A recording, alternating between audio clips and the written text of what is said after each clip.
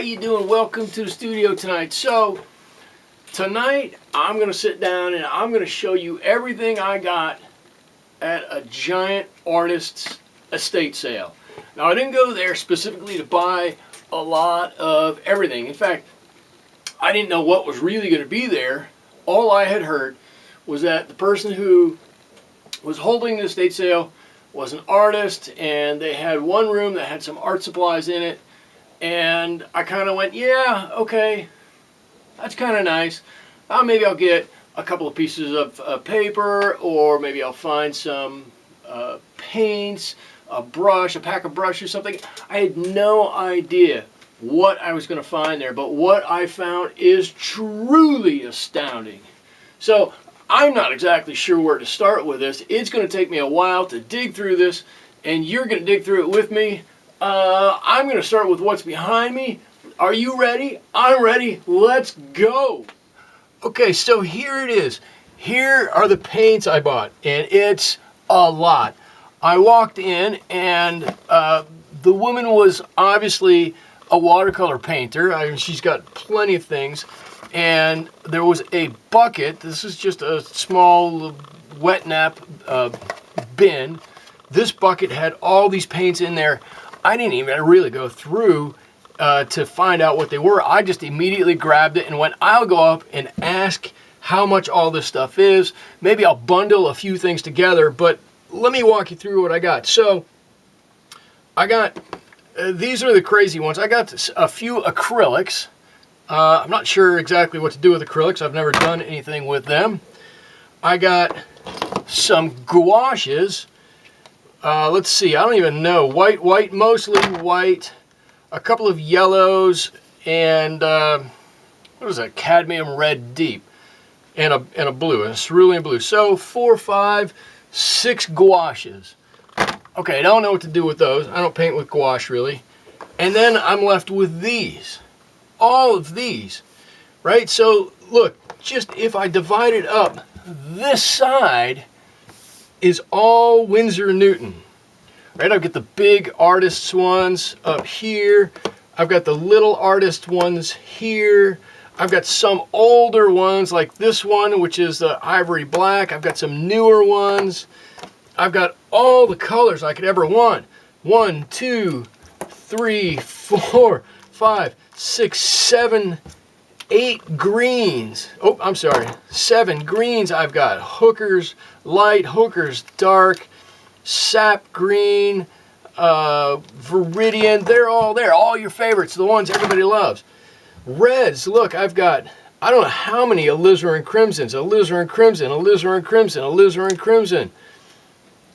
I thought there was another one around here. Oh, here it is, alizarin crimson. What's this one? Alizarin crimson? Alizarin crimson. There's another one. There's a lot of them. Then I got Scarlet Lake, Windsor red. Okay, so those are my reds. Just the Winsors & Newtons. Oh, I forgot a matter here. I've got yellows. Yellows out the wazoo. Check this out. Aurelian, lemon, gamboge, another Aurelium, a cadmium yellow, Indian yellow. Here's another one. Well, this must be an ochre. Yellow ochre. I've got all of those. And look, I've still got a whole table full of them. This was an unbelievable find, if just for this, nothing else. So, burnt umber, raw umber, sepia, raw umber, burnt sienna.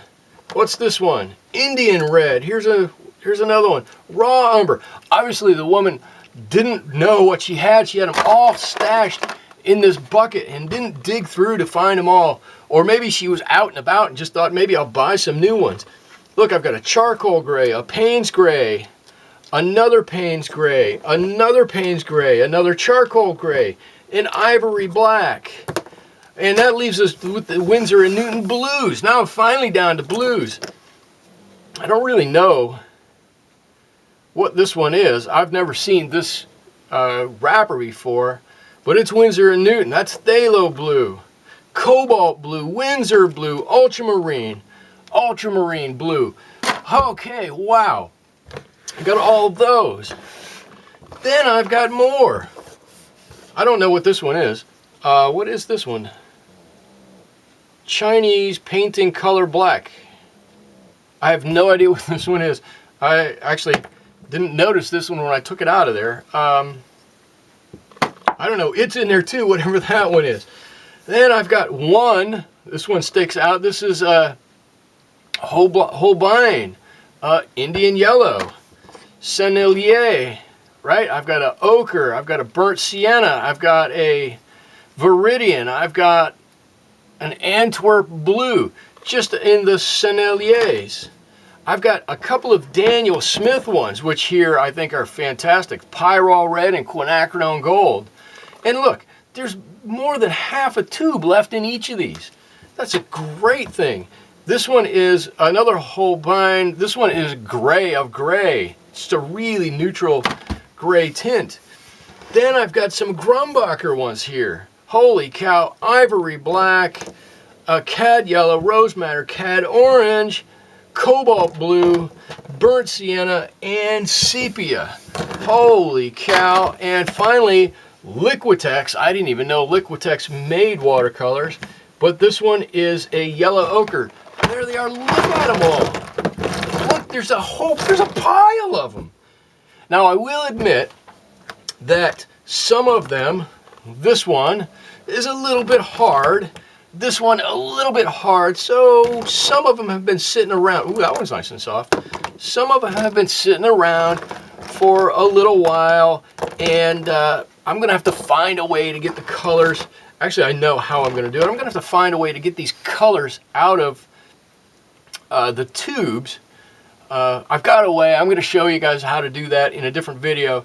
But basically, they've dried up the binding agent, the gum, the Arabic that's in there, or whatever they're using to bind them with, has dried up. That's in there. The paint is still good. It's still viable. All we've got to do is get it out of there and get it into probably a pan, just a half pan or a full pan where we can use it. But I'm going to show that on a different one. But look at my pile of paints just from that estate sale.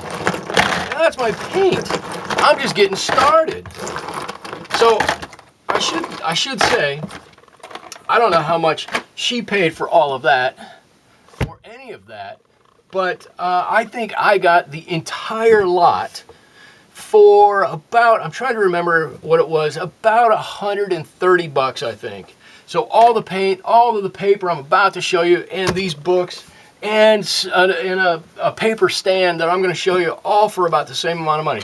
So I don't know, this was kind of an oddball thing for me to get, and I just saw it there.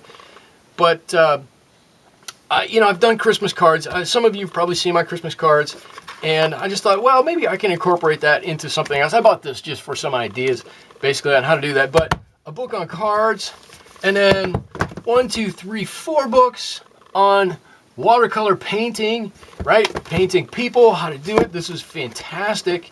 Let me just flip through here for you. You can see it sets you up scenes. Oops, I guess I'm going the wrong way. Right?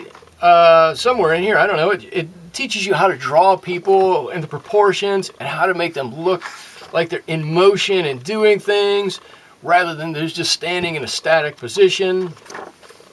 Right? And how to do silhouettes, faces, and how to put them into your paintings and make it seem realistic. So I got this one, great. I know, just another one here. This is a watercolor workshop. Now they are, some of them, a little bit old and a little bit dated. This one in particular has only a few color slides on it. So it's more a reference to go back and see how the author did it, rather than look at the picture and try and deconstruct some of it. So there's that one, right? Zoltan Sabo, who, I don't know, he has done some fantastic paintings, watercolor paintings, and he's got a whole section on here on how to do all kinds of stuff. I've gone through and tried to recreate in my own way some of these, but there's just so much in here to draw from and try to take inspiration from. It's just a mountain of material here.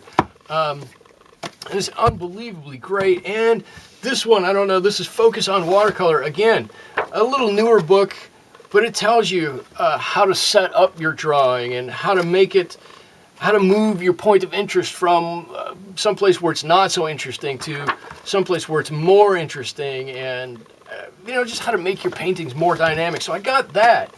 Whew, that's a lot. My watercolor books, that's great. Now, let me bring up onto the desk. If you could just excuse me for a minute. A few things here. Look, a small pad of watercolor paper. I can't even open it. There it is. Right? Just a small block of paper. I think all the paper, well, maybe a sheet of paper is gone, or maybe two. I don't know, but it seems like most of this whole block is still here. Okay, right? Some Arches watercolor paper.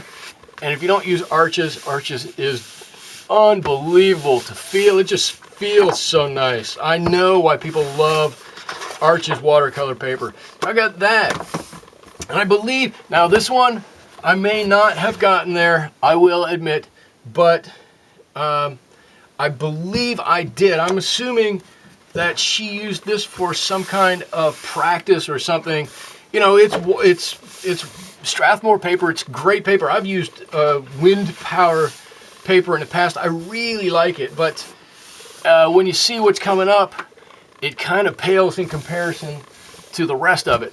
So let me, you know what, I'm just going to try and pull this up here. I was going to say, give me a second, but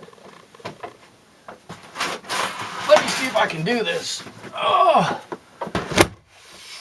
here we go.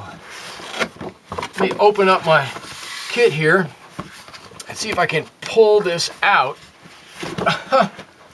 It's so heavy. There we go. I just hope I can get it back in. It looks like just one giant block of watercolor, but what I've got here is a 22 by 30 sheet of Strathmore artist paper. I've got a few of those, right? And then these ones, which are so nice, right? These are Arches. I don't know how big this is.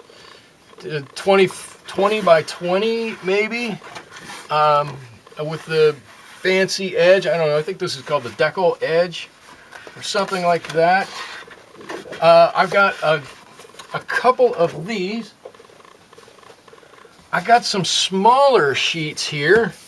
I don't know exactly what these are. If I hold them up to the light, they're probably Arches. Well, no, they don't feel like Arches, but they're all these fancy ones that are torn at the edges. You can tell they're obviously 100% cotton. I'm trying to look through them. I don't see a watermark in them, but they're very nice. So I've got this older sheet of paper and one that has gotten torn out of a notebook somehow. That's fine. I'm not going to worry about that. But I've got probably, I don't know, 6 or 8 of those sheets of fancy paper here, which are unbelievable. I've got this super, super rough paper. Let me see if I can hold it up kind of against the light. I don't know, it's so white, I'm afraid all my lights are bouncing right off of it, but it's super, super rough paper. Hang on, maybe that'll help. I don't know, does that help? It's super rough. I've got 1, 2, 3, 4, 5, 6, 7 of these. Ugh. Look at these things, they're huge. It's got to be 2 feet across and probably 18 inches tall. So I got those right along with it. I also have, look at these, these are all Arches. I know these ones, and they feel like it, they just feel so nice to touch. 1, 2, what's up with this one? This one's like super, super thick here. 2, 3, 4, 5, 6, 7, 8, 9, 10, 11, 12, 13 of these. That's huge. I can't even get it all in the whole frame. It's so big. It's unbelievable. And at the end here I have, oh, these are my other Strathmore ones, like the first one I pulled out. 1, 2, 3, 4 more sheets of that, so I've got at least 5 sheets of the Strathmore. I can tell because it is, because right down here, I don't know if you can see it, but you can definitely feel it if you were able to run your finger over it. There's a little watermark here, a little press stamp right there. Wow. I got one more thing still from that estate sale. I'm gonna have to go to the other camera to show that to you. I'll be right back. All right, here I am back. Here's the last thing I got. I don't even know how to hold this up to show you. Here it is, a paper holder. It folds out, you set your papers here, and they can lay on there relatively smoothly up to the top. I have this sitting in the corner of the studio over here. I just unfold it, and I put my larger paper on it. Stuff I'm working on goes on this side till I'm done with it, and then it finds a new home. But this one is always in use. So this guy I got two. Oh, and I got one more thing. My giant board. Whoa, drawing board here. Right? I thought, well, I've got some big paper. I need a big something to hold it. So I got this. I can clip it on at the top. Hold it relatively well, I guess. I don't even paint. You've seen me paint. I don't even paint these giant pictures. But I couldn't. I just asked the woman who was running the estate sale, look, I'll take all the paper. I'll take these paints and take that. Cut the book. Throw the books in. What's the best price you could do for me? And she came back with some number. I didn't like it, although it was completely reasonable. And I said, no, I'll take it for this much. A little bit of dickering in between. And like I said, it came out somewhere in the range of 130 bucks. But I got paint to last me years. Look, it's coming over the top of the box. I got all that paint. I've got all this paper behind me. And I've got the holder. I'm not sure what you call. I'm not even sure what this is called, but it's super, super handy. All that. So you can see why I was excited about it and why I love doing it. So if you ever are out and about, you see an estate sale, and you see it on Craigslist, you're checking in the morning, the night before, Friday night, Thursday night, you want to see what's coming up, and somebody says that an estate sale used to be for an artist's estate, you should go, because you never know what you're going to find. You might hit the gold mine. Well, that's all I got for you. I'm excited. I got to go and cool down, just relax for a little bit. I get all worked up seeing all this stuff. It's fantastic. Anyway, that's all I got for you. I hope you had a good time seeing what I got. Thanks for joining me in the studio tonight. We'll see you next time. Thanks so much. Bye-bye.